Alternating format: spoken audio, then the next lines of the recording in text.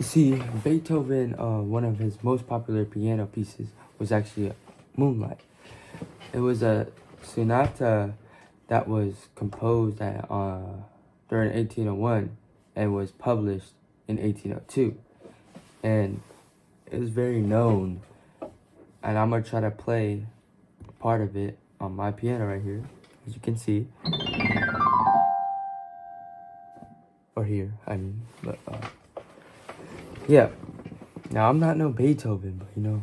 What the hell? Oh my God, no way. I'm gonna try my best.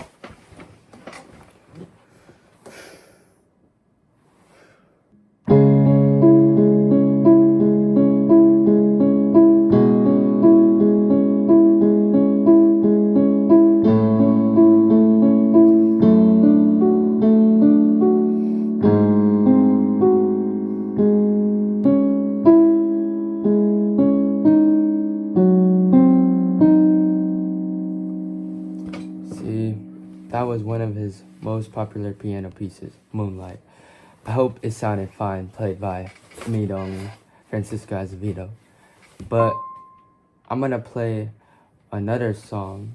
Fur Eye Fleas was one of his most popular songs. And I'm gonna play it on the screen for you guys right now.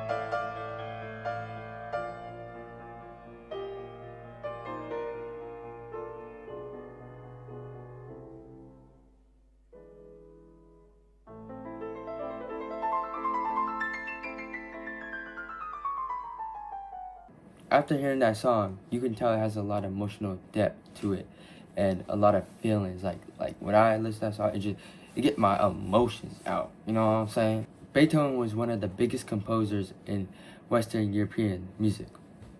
And that's just a fact. Like, when you say Beethoven's name, everyone knows Beethoven. Like, they might not heard, like, they definitely heard songs of him before, but everyone knows who Beethoven was. Like, heck with that, my neighbor's dog's named Beethoven.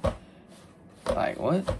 But basically, he was a big figure in, like, between the classical and the romantic era, and he was one of just the most popular composers at the time. He was born in Bonn, Germany, in December 1770. You know, the day a legend was born. He had hella personal struggles. He went through thick and thin. Like, I've been through stuff.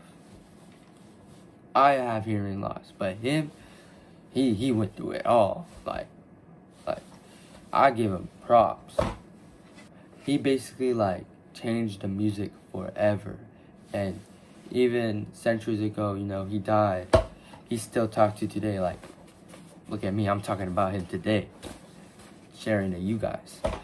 In his early childhood, he was inspired by his father, and his father wanted him to be like a young prodigy, you know, comparable to like Mozart, if not better.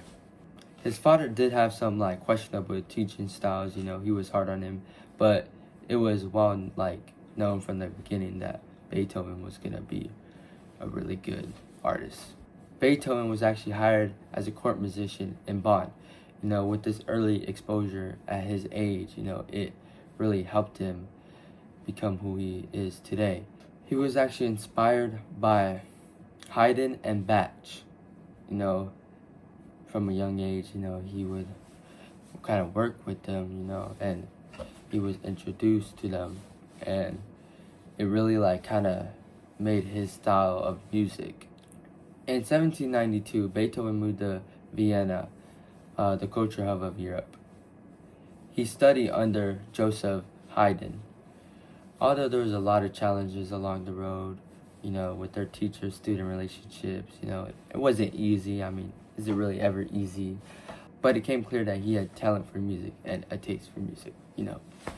In his time in Vienna, it was definitely worth it because he gained a lot of publicity, and he was just like, he got bigger overall. He learned a lot and immersed himself in a vibrant musical community and gained a reputation and is known as Beethoven today. You know, Beethoven had a really creative way on making music and was really known for his emotional depth in music, and, you know, going through his struggles and just all that, he kept like that drive going, that grind. He didn't stop. Like a normal person would like, dang, this too hard, I'm gonna stop playing. He pushed through that struggle. He pushed through it. During Beethoven's, you know, late period, it definitely he definitely went with the boom, you know. He had a lot of things. He was almost completely deaf, yet his creativity was still on the roof. The Ninth Symphony was one of the biggest songs at the time too, with this choral finale based on Friedrich Schiller's Ode to Joy, perhaps his most iconic work.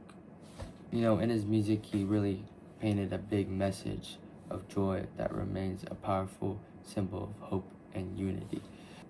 Beethoven was really good, you know, with his emotional depth, structural complexity, and his innovation use of form.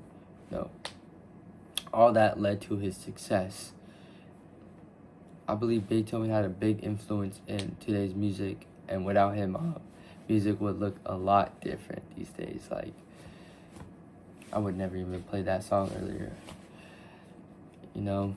And I think Beethoven really inspired me because I just kind of got into music, and knowing, you know, who knows, I might go deaf too, like Beethoven, but he found a way to pursue his dream still and conquer his challenges, and I really respect him and admire him for that. So I think Beethoven had a really big like influence on the world, and without him, you know, it would be a different world, especially in music, you know. But yeah. Sir I Fleas was one of his most, no.